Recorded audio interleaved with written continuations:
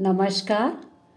मैं प्रोफेसर मीना श्रीवास्तव, शासकीय कमला राजा कन्या स्नातकोत्तर स्वशासी महाविद्यालय में इतिहास विषय की प्राध्यापक और विभाग अध्यक्ष हूँ। आज मैं आप सभी से बात करूँगी ग्वालिपा ऋषि का मंदिर एवं सूरज कुंड के संबंध में। तो चलिए ऐतिहासिक परिचय आरंभ करती हूँ। ग्वालिपा नाम के एक ऋषि थे जो गोपाचल पर्वत पर अपनी भक्ति साधना में लीन थे। तोमर राजा कृष्ण सिंह के आश्रित कवि खड्गराय थे। खड्गराय ने गोपाचल आख्यान में यह उल्लेख किया है कि गोपाचले महादुर्गे ग्वालिपा यत्र तिष्ठते रिद्धि सिद्धि प्रदातारो ये नमन्ति दिने दिने। अतः स्पष्ट है कि ग्वालिपा ऋषि ग्वालियर किले में निवास करते थे और यहीं पर ये तपस्या भी करते थे। ग्वालियर किले या गढ़ का प्राचीन काल में नाम गोपाचल, गोपगिरी, गोप पर्वत या गोपाद्री कहा जाता है।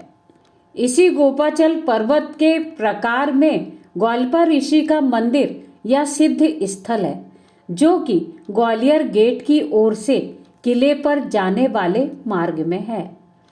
इस स्थल को वर्तमान में मंदिर के रूप में परिवर्तित कर दिया गया है। ग्वालिपा ऋषि के संबंध में यह किंवदंती प्रचलित है कि ग्वालियर के नाथ पंथियों के आदि गुरु ग्वालिपा थे। किले के ऊपर एक बड़ा सा तालाब है। इस तालाब का नाम सूरज कुंड है, जिसके पास ग्वालिपा ऋषि का मंदिर नुमा निवास स्थान भी निर्मित है। एक दिन सूरज सेन नामक एक कछवाहा ठाकुर जो कि सिहोनिया गांव का सामंत था, वह शिकार खेलता हुआ ग्वालिपा ऋषि के पास पहुंचा। इसका कारण यह था कि सूरज सेन को बहुत तेज प्यास लग रही थी, अतः उसने ऋषि से पीने के लिए पानी मांगा। ग्वालिपा ऋषि ने अपने पात्र में से उसे पीने के लिए जल दिया। उस जल को पीते ही सूरज सेन का कुष्ठ रोग दूर हो गया।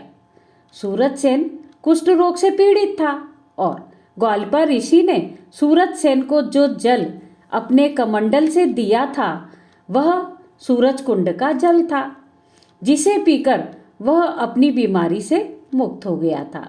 अतः इस बात से प्रसन्न होकर सूरज सेन ने ग्वालिपा ऋषि से कहा कि मैं आपकी क्या सेवा कर सकता हूँ। तब ग्वालिपा ऋषि ने कहा कि आप इस सूरज कुंड को व्यवस्थित तरीके से बनवा दें, क्योंकि इसके जल से आपका कुष्ठ रोग दूर हुआ है। अतः इस तालाब का पानी सभी के काम आए और अन्य लोगों के भी रोग दूर हों। यह सुनकर सामंत सूरज सेन ने ग्वालिपा ऋषि की इच्छानुसार सूरज कुंड का निर्माण करवाया और उसका नाम सूरज कुंड रख दिया।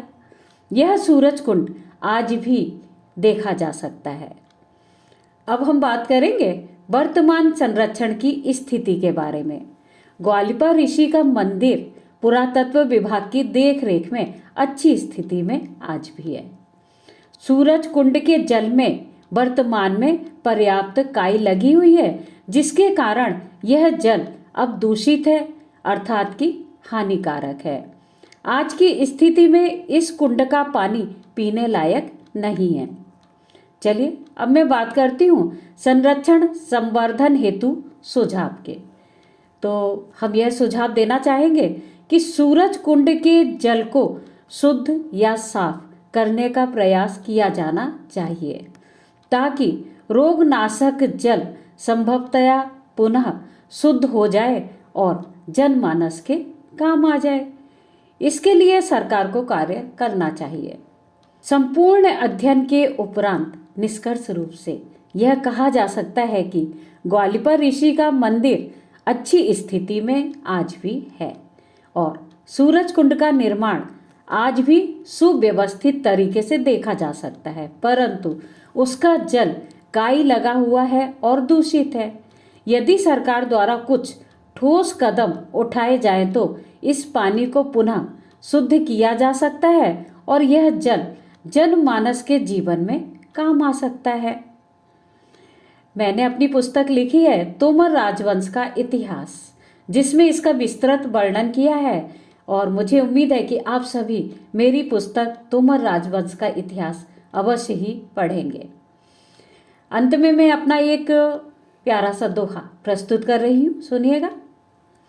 सिद्ध एक थे ग्वालिपा, सिद्ध एक थे ग्वालिपा, गोपगिरी था धाम, कुष्ठ किया था दूर तब, करते सभी प्रणाम, साथी करते सभी प्रणाम। धन्यवाद।